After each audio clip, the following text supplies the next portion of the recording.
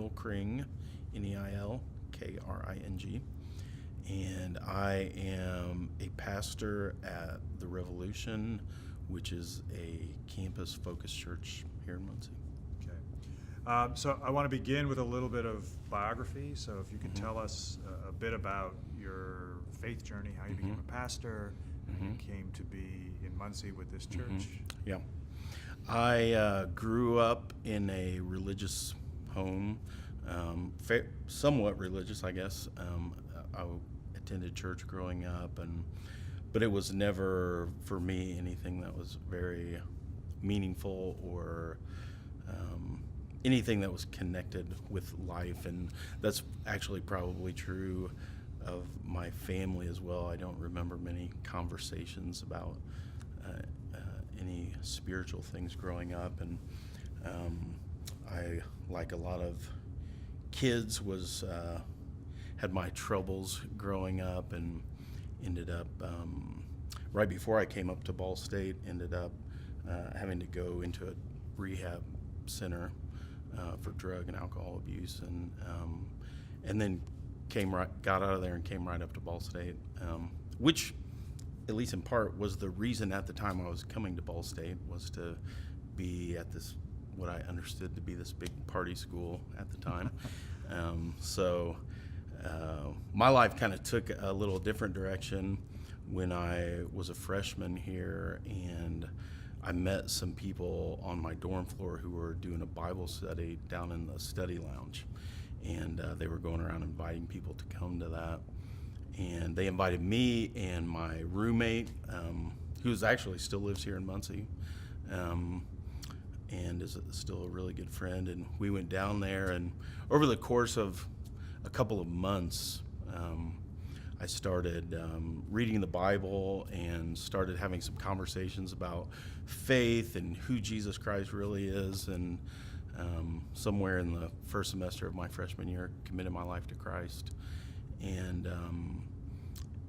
that really kind of began a new sort of faith experience in my life.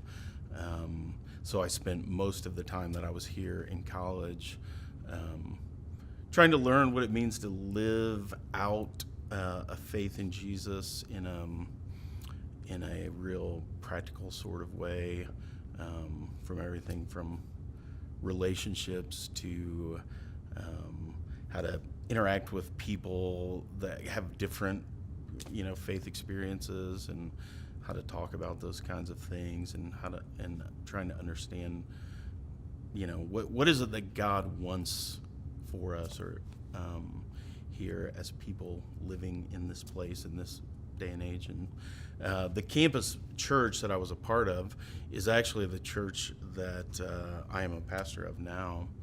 And so when I graduated from college, I made a decision to go into full-time ministry.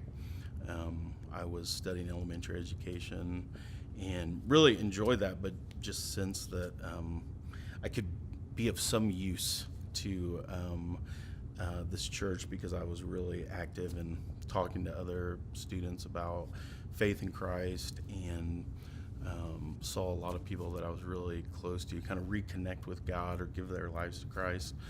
And so that was a big motivation for me wanting to go into ministry, was to stay connected with this population of people who, to me, seemed really open to considering who Jesus was, what he wanted to do in our lives, and people who are willing to consider radical change in their lives as well. Probably mostly because they're young, but so I went into full-time ministry right away, and I went into a ministry that was funded much like overseas missionaries are funded. So one of the first responsibilities of going into ministry is you have to go raise your support to be able to kind of do this ministry on campus, because there are, students could not supply the necessary funds. Sunday donations aren't all that large from right. students, I'm sure. Exactly. So So I went into ministry to do that, and it took 4 or 5 months raising support, and then was Did you go directly from your ministry training to Ball State, or did you?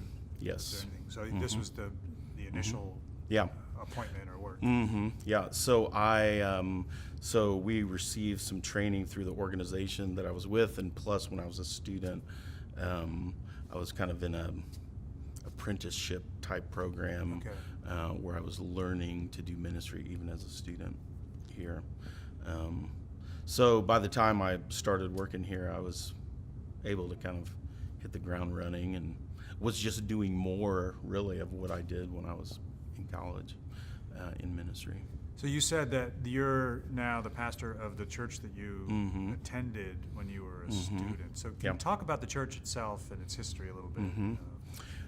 The church started way back in the 80s. There was a group of people that were here in the Muncie community who had a desire to connect with students and saw students as future leaders, not only of the community, but of the world, really. And we're kind of looking around and not seeing many people trying to focus on helping students come to know Christ and learn to walk with Him. And so they, for many years, had a kind of a small group where they would just try to meet students and connect with them. And it really stayed that way, probably under 10, 15 people most of that time. And then in the late 80s, there were a couple of missionaries that came here, one from Bowling Green State University, one from the University of Michigan.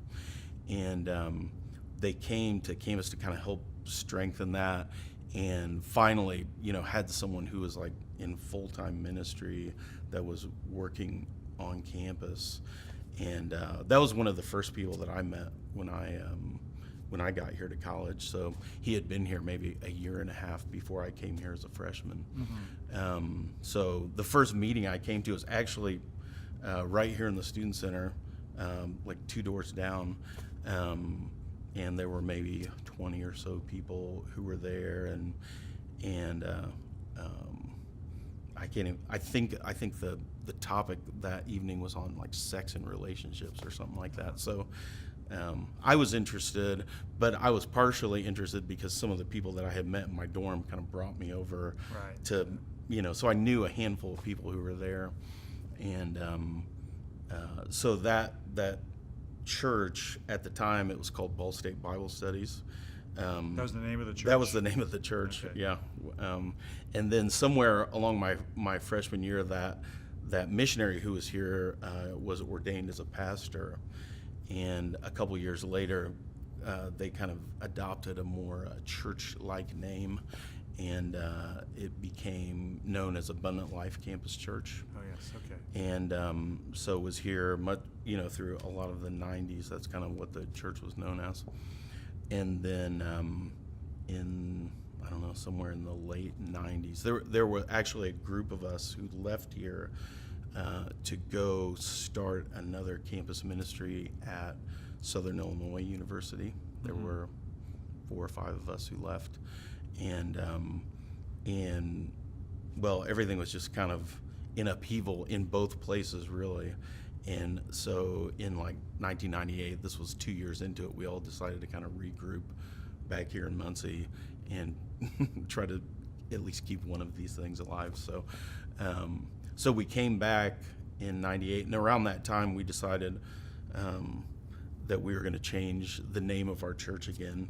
This was around the time when churches were trying to do like really cool things. So somehow we came up with the name The Revolution, which we thought was cool, but has probably like freaked parents out for a lot of years. Not quite sure what's since involved then. there. Yeah. What was the thinking behind the name at the time? Yeah, I mean, the thinking was connected with seeing Jesus as kind of like a revolutionary figure in our world, and trying to kind of connect with that idea. Like this is something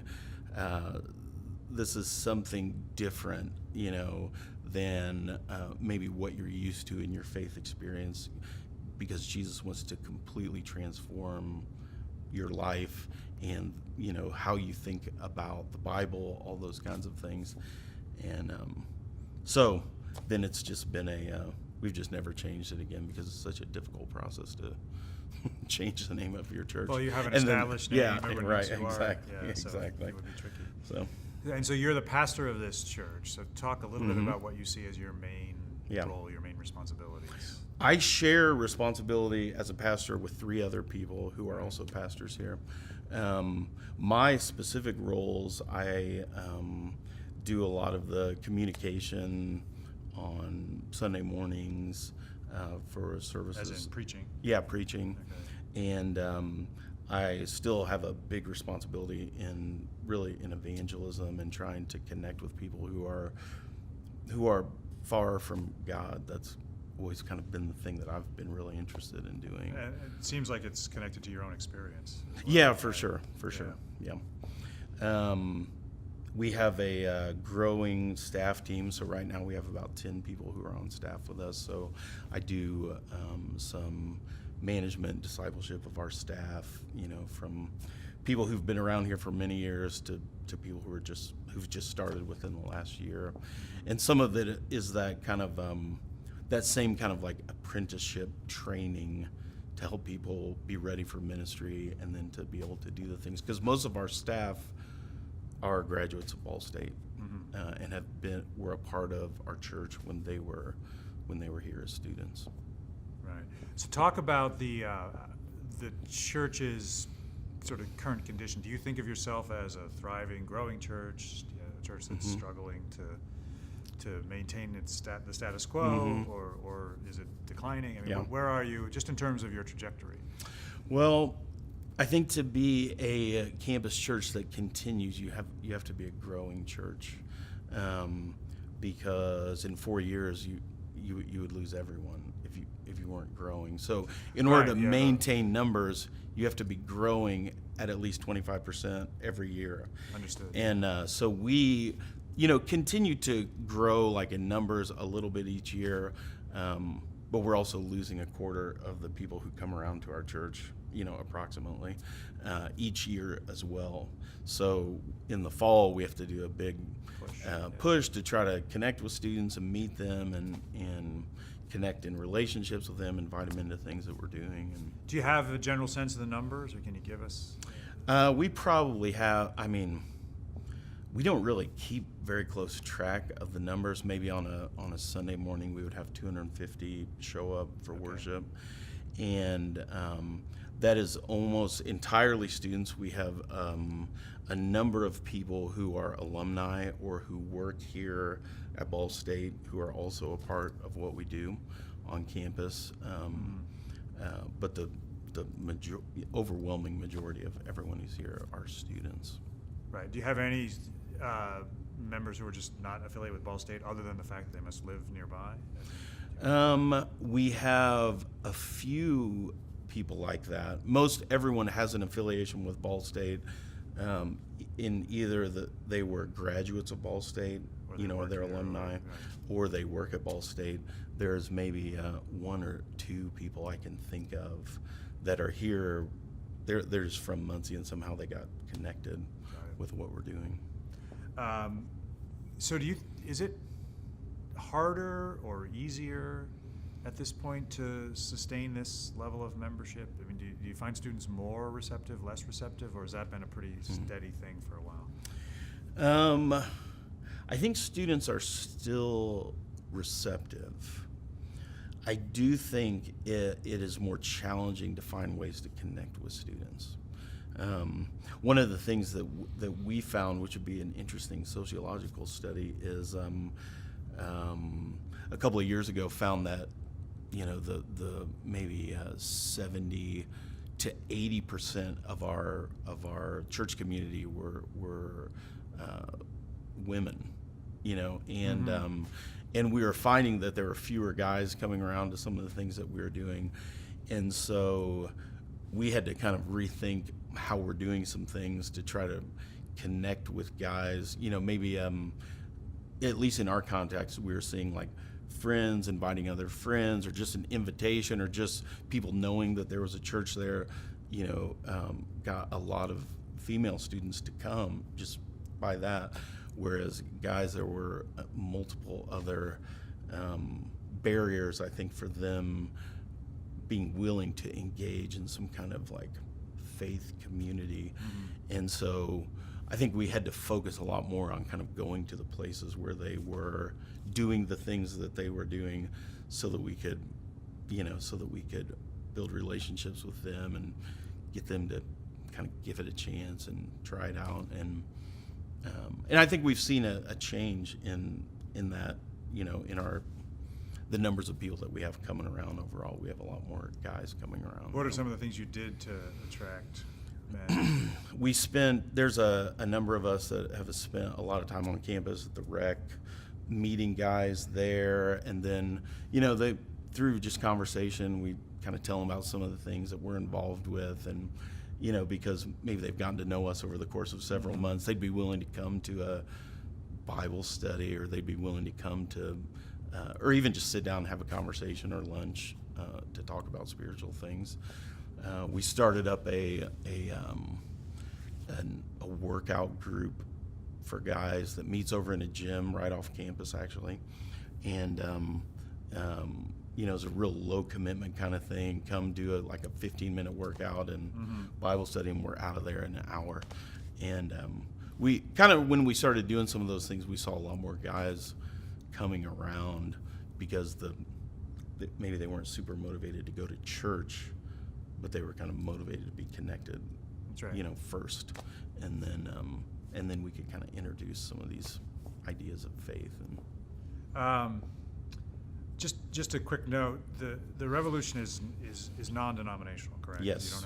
Do you have any affiliations with any established church organizations? We are a part of a network of churches called Collegiate Network of Churches, and that's a network of churches real similar to ours that are campus-focused churches, mostly here in the Midwest. There's some down in Texas, but most of them are here. And so, but they're not tied to a particular mainline church organization or established church. No, we all share a statement of faith, which is something that denominations usually do, but it's a very general, and our practices actually are probably pretty similar because we're all on college campuses, so they're, we kind of use resources. Do you characterize yourself as evangelical? Yes. Okay. Yep. And so you're a church without walls, a term I've learned about in the last year. Is that a plus, a minus?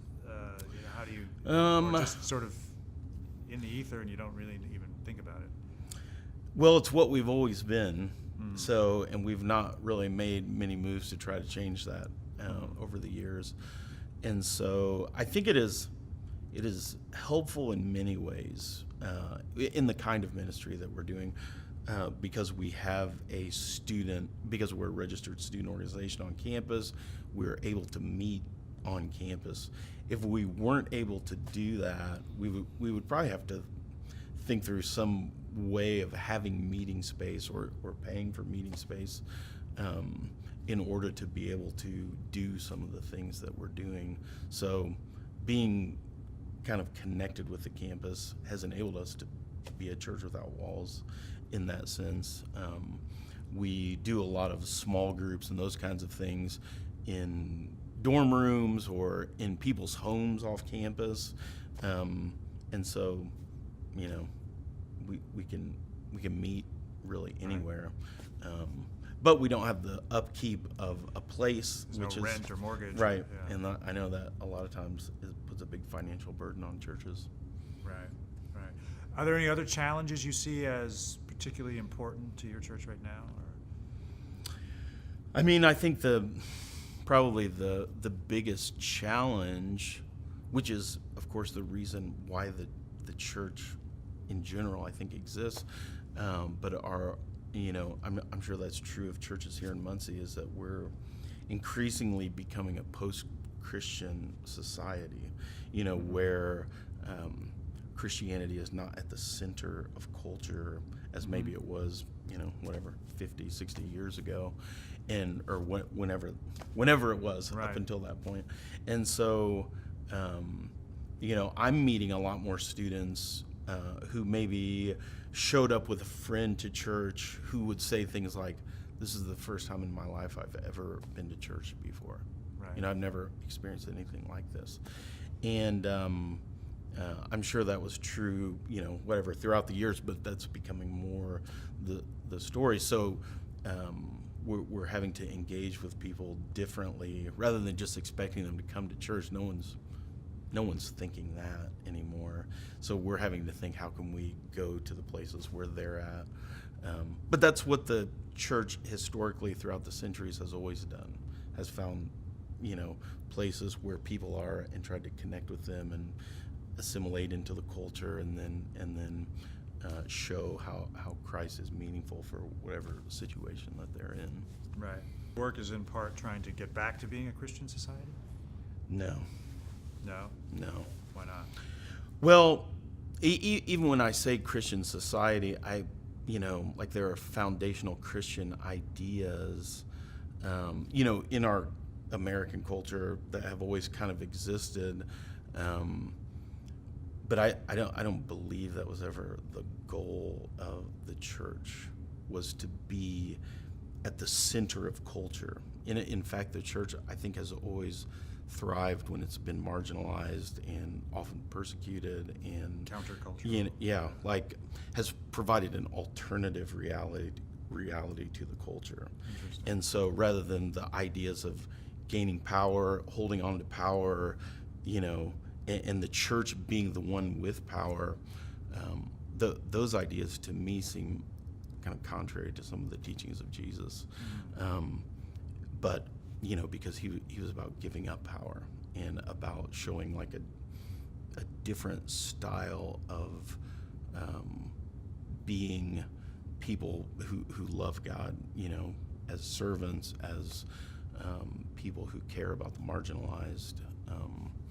And those things, I think churches are beginning to kind of reconnect with some of those ideas because no one's showing up to their churches anymore.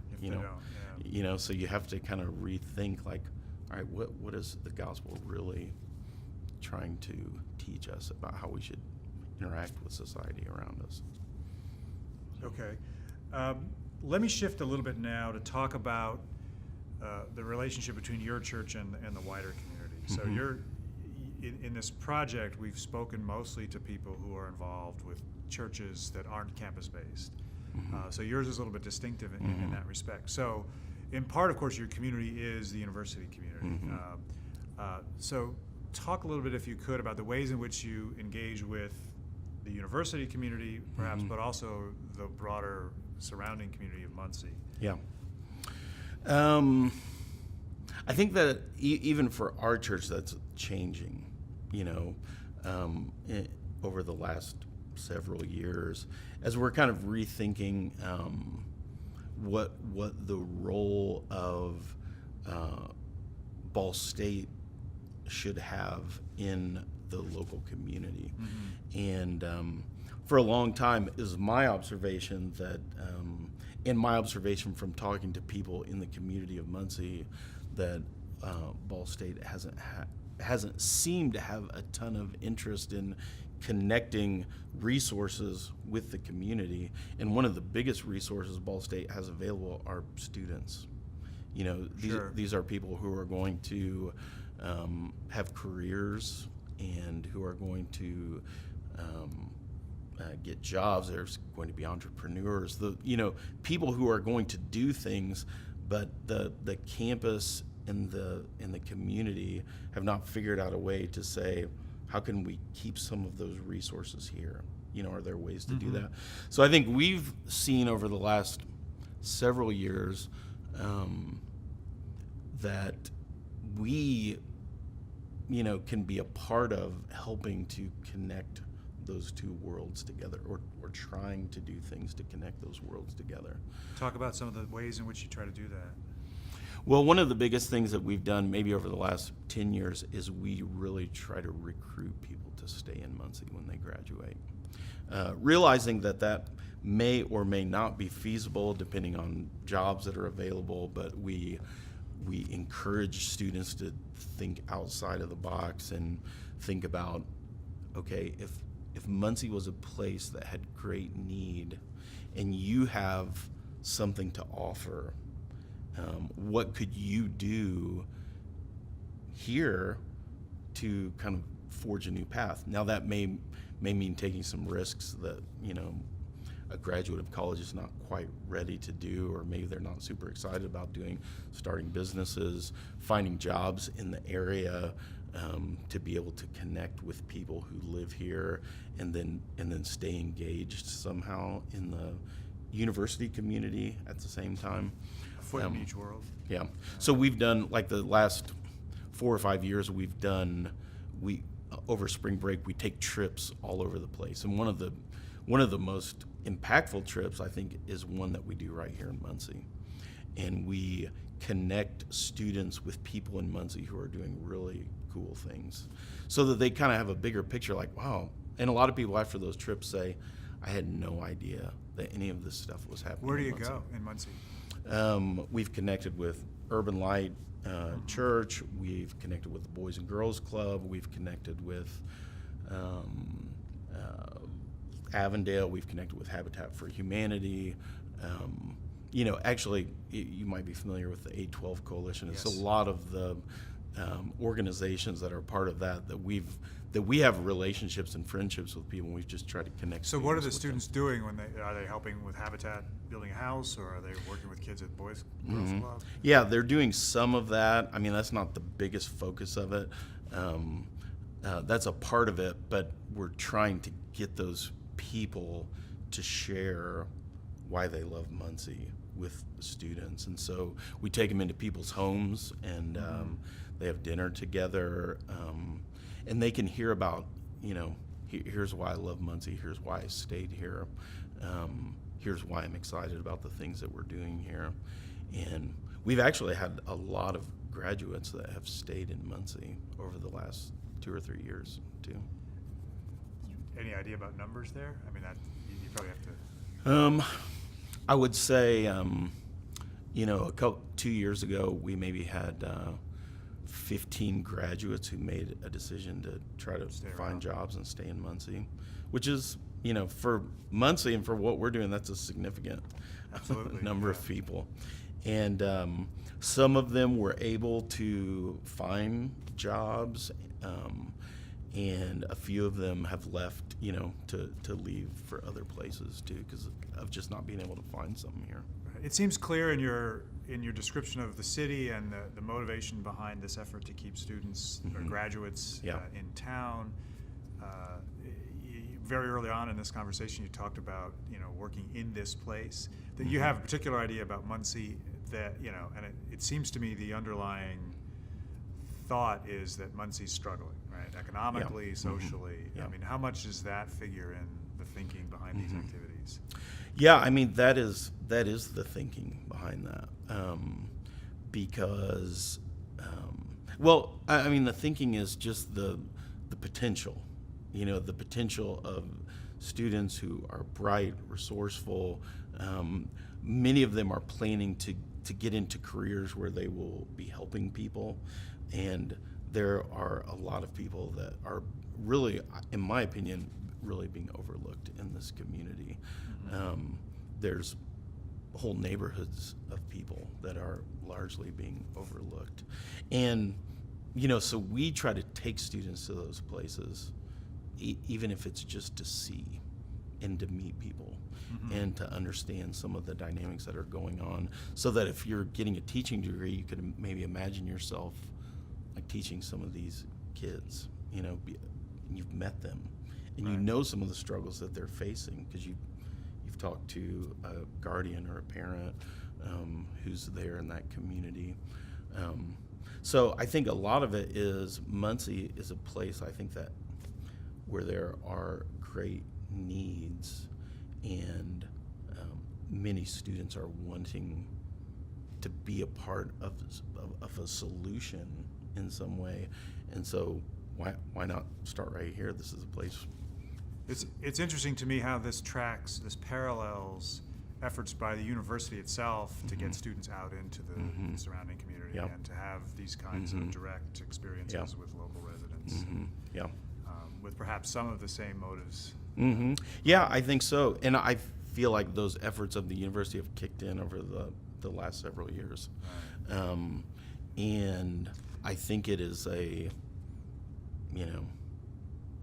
whatever. I spent a lot of time in Muncie trying to get out of Muncie, because I didn't want to be here. And it wasn't until I started meeting people in Muncie, maybe even some people disconnected from the university, that I really could appreciate some of the really cool things that are happening here, and some of the needs as well, that I probably could have said, but until you meet someone who, is a 5-time felon and addicted to drugs and can't find a job, and you actually know that person. Maybe even like them.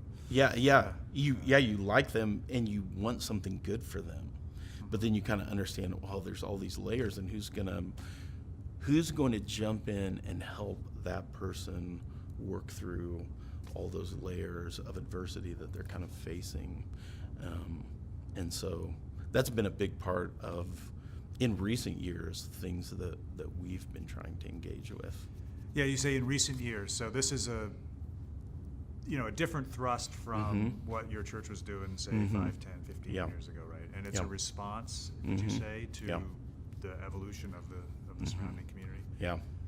Yes, it is, and it's probably just becoming more aware of some of the issues that have probably been here for a long time, but our maybe eyes are being open, and some of that has been through people that we know and hearing about some of the things that they are doing, and then realizing, oh, maybe we didn't have a real accurate view of what was going on down here. Maybe we need to see and experience this ourselves to understand. And then there's people who've been doing this for a long time, so there's resources of people who are here to be able to learn from too, and to team up with. And I think we have found that people are not as much trying to just kind of hold on to their own little territory, but there's a real openness to collaborate and work together with other people, because what other option is there?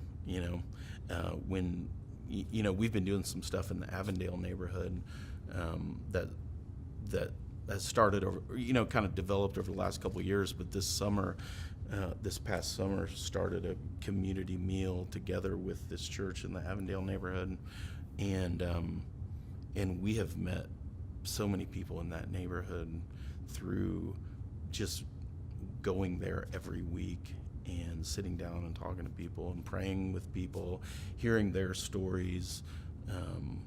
People start to feel comfortable sharing what some of their struggles are, and it it feels really difficult for anyone to be able to step into those situations and say, oh yeah, well, there's an easy solution to this, because it doesn't really seem like there is. And oftentimes just telling people what the solution is isn't the most effective thing anyway. Yeah, exactly. And you have to be willing to learn from them and walk alongside together in that process. And so we're having opportunities to start to do that because we know people that have already been doing that, and we can kind of just join them. And so it sounds like you've made some connections and alliances with Avondale and Urban Light, you mentioned. So there's a couple of churches that you're working with, as well as some other groups. Yeah. And those connections have been, formed primarily through relationships with those pastors that have then developed into opportunities to partner and do stuff together.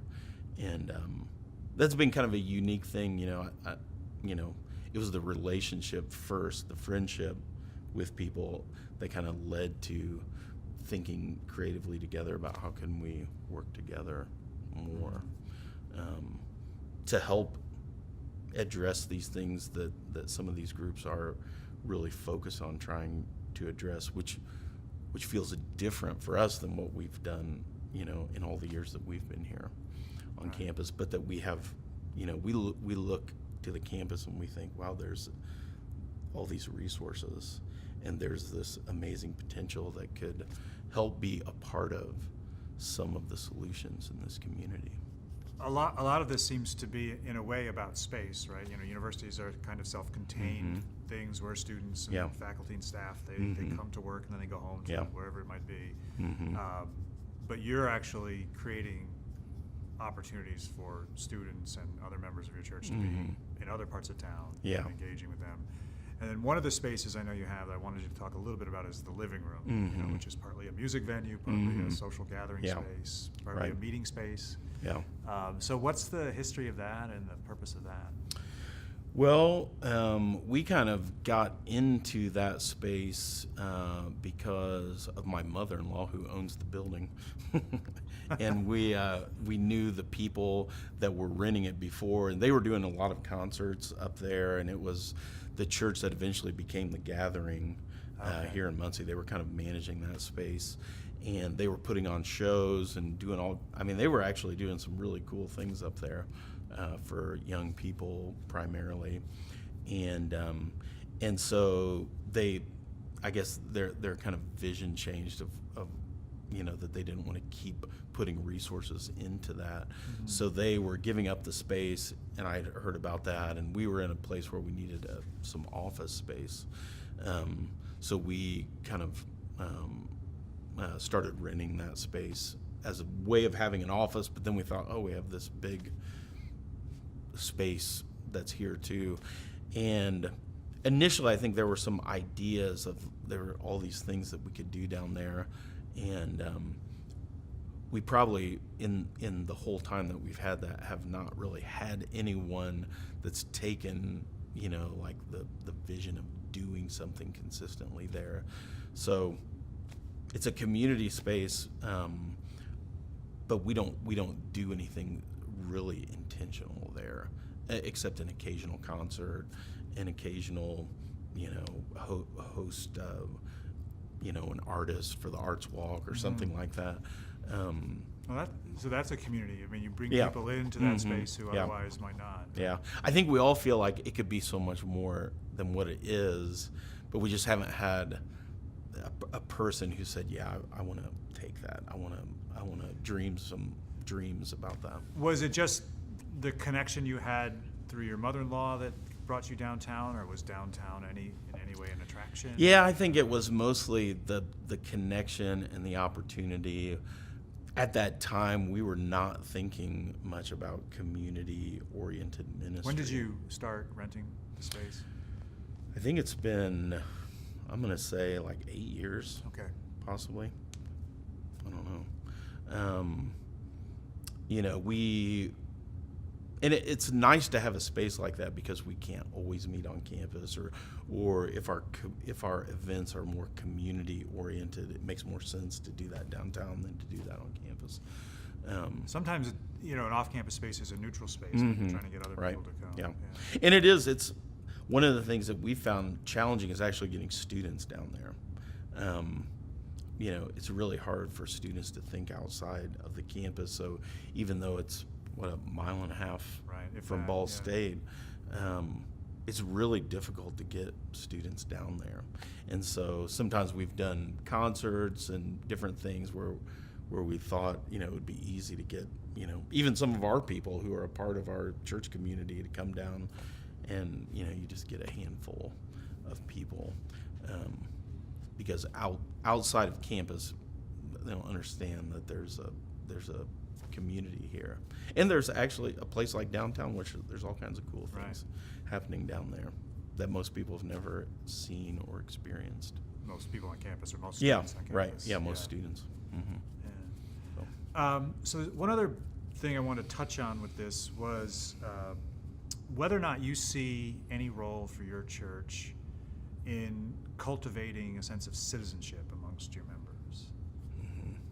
Is that something that you think about?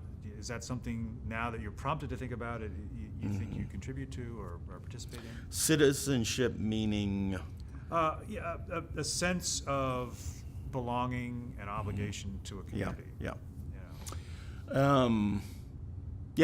I think that is I think we see those things very connected with the message of the kingdom of God.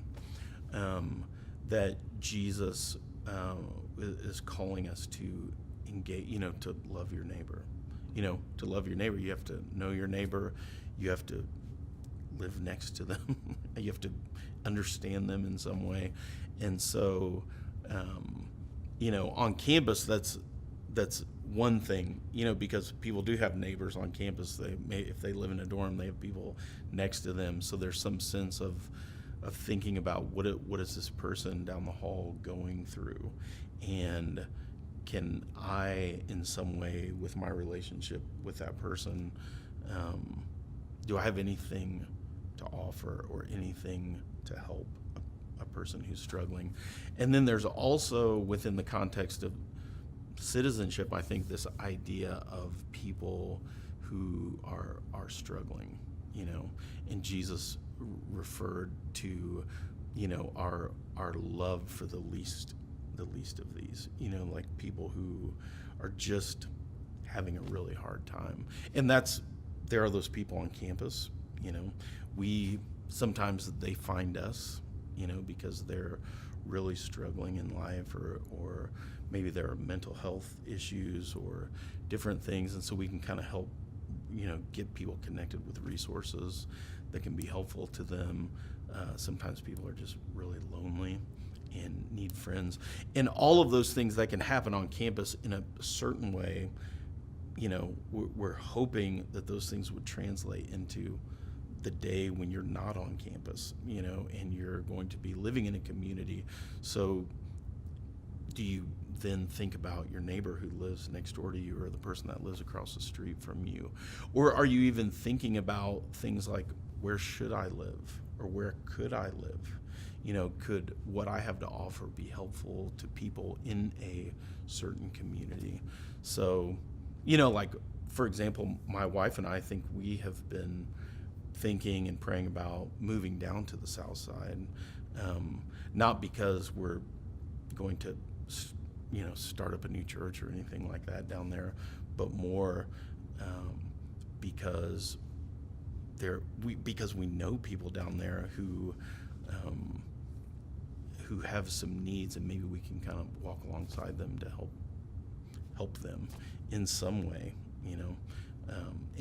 but knowing them first, I think, and entering into a relationship with them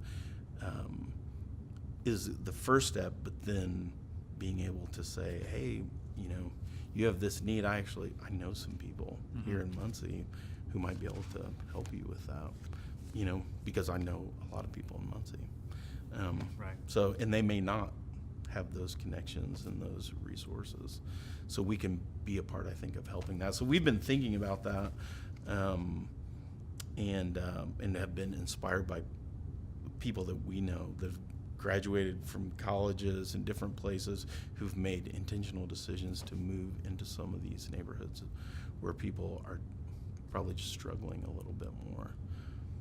I was talking with the folks down at the Ross Community Center, and they talk about urban pioneers, I think is the phrase they use. Yeah. And it's Yeah. the phenomenon you're describing. It's really begun. Yeah, there are, right in that neighborhood, there are some of that those 812 people. area. Yeah, and it's really fascinating to just hear their stories and hear their motivations, and then even to see some of the things that they are doing in that community. And those are the kind of things, when we take students down, we introduce them to those people. And we did a bike ride on campus at the beginning of the year to try to get people on bikes and take them around Muncie. And we stopped, we ended up having like 30-something people that went this year, which was way more than we were planning. But we knocked on some of those people's doors, got them out of their houses, and had them share with that group of students, why I love Muncie, why I've stayed here in this community, what some unique things are that are happening in this place. And it was even something small like that, I think, was a real impactful experience for students, because they otherwise would never have rode their bikes to the south side of Muncie. Right. You know. Yeah, So. no doubt. So, those are all the formal questions I have, Yeah. but I do want to give you a chance to add anything. If there's something Mhm. you wanted to talk about or Yeah. add that we haven't gotten to, please do. Yeah. I think I have been real encouraged over the last 5 or 6 years, both with things that we are kind of starting to wake up to, some of the opportunities that are here in Muncie, but also in some of the relationships that we've formed with other people, to see that there is a lot more collaboration that's going on in Muncie, which I believe is really going to be one of the things that helps this community. And I am encouraged to see some of the things that Ball State is starting to do, and then we can kind of join in on that, with that effort. But I also, when I go to some of these neighborhoods, being down there, like at the Ross Center or at in that Avondale neighborhood, I don't see a lot of that. I know some of the organizations that are doing some specific things in that neighborhood, but I don't see a lot of the people that I know in Muncie down there.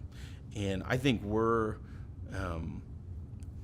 encouraged to try to be a part of helping to bring people down there too, and to introduce people to other people. And as we've done that, I think people have been like, wow, I had no idea.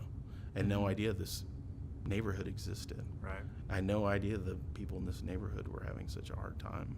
And some of those people have found things that they can do in that neighborhood too. And so, as someone who's been here since 1989, I've met and know a lot of people in Muncie, and it's been neat to be able to meet some of the people who are doing things in those communities, and then introduce other people to them, students or even just other people that live, in the suburbs or whatever, different parts of town. And I believe, even though that's a community development idea, and we have a real specific focus in thinking about what does Jesus have to say about all of this, I think all these things are good things that are restoring hope and dignity to people who are in those communities, and I think it's in line with some of the things that God would have the church be a part of, and it's actually a different mission from what the mission has been, which has been to just open up your doors and let people come in and help Right. them kind of in a personal, spiritual, faith sort of way, to being able to look around and more like what Jesus shared with the Good Samaritan, like, here's a person on the side of the road who is struggling, and there's a lot of people passing by. Who is going to be the person who's actually going to love that person the way God loves them? And it's not just giving people a few dollars or, buying some gifts for their kids for Christmas, although those things are good things. It's actually learning how to be friends with that person, and then walking, on a journey with them that hopefully might help them to be able to maybe someday get off drugs, or maybe someday have the skills to get a job, or to work through felony convictions in a way where someone might take a risk to hire that person. So I think that, because most of the people that I've met in that neighborhood have one of those, they're without a job, Mhm. they're on drugs, or they have, a number of felony convictions. As what they're telling me is, I don't know what else to do. Yeah. I'm just kind of stuck here. And so there've been a couple generations of people that are just kind of stuck in that place.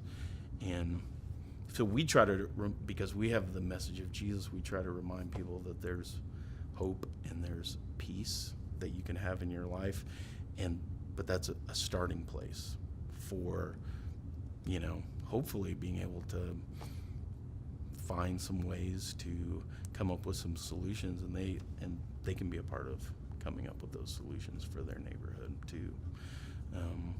We're trying to think about with some neighbors, like starting some businesses in those neighborhoods, and I don't know, it's all new stuff to us too, so it's not like we've done this. Josh Arthur, who's a real good friend of mine, he's been doing that kind of thing for 17, 18 years. Right. For us, we're just kind of learning and trying to figure it out as we go, and just trying to love people that are there and connect with them. So, but to me, I think I have developed much more of a passion for connecting young people here on campus into those worlds, and I've seen some students that are getting real excited about thinking about their future, like maybe Muncie could be a part of that for them. Well, that's great. If you can place 15 students a year in town, Yeah. you're doing a big thing. I know, So but we got to figure out a way to create some them jobs employed, yeah. too. Well, but this is what economic development probably ought to look like. Yeah. Mm-hmm. So, thanks a lot for taking Yeah, the time to talk to absolutely. us. It was terrific. Yeah, So, yeah, thank you. appreciate it.